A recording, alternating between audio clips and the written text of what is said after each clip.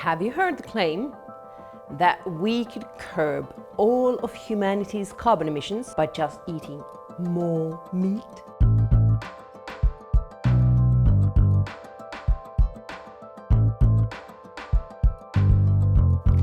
These ideas come from the proponents of regenerative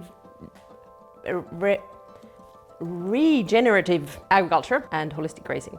These are connected terms that are actually quite vaguely defined to begin with, but basically their proponents are saying we need more cows, not less, to mitigate climate change. The influential Organic Farming Institute Rodale actually wrote in 2020 that just by promoting regenerative practices, we could sequester 100% of anthropogenic CO2 emissions. So regenerative optimists would like to think that cows are a carbon sink.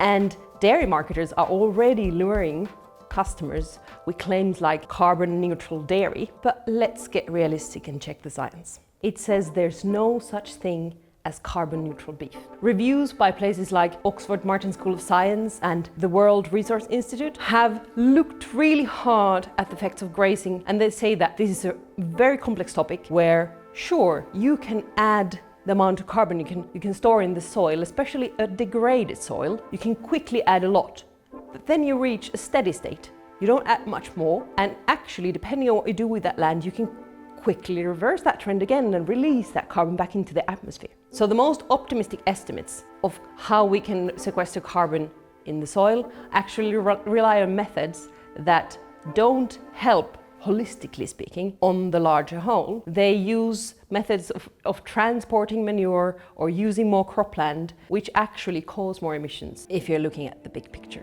Meanwhile, cattle pastures actually take up the space of North America plus Brazil put together, about a third of all our habitable land. Increasing the amount of pastures would be a disaster for the environment. We clearly have to try to do less, not more. It's really important to protect carbon in our soils, but increasing that kind of carbon storages on the scale of humanity's carbon emissions is actually a process that will take centuries or millennia. There's no such thing as a free steak. We can't rely on wishful thinking if we want to conserve nature and mitigate climate change.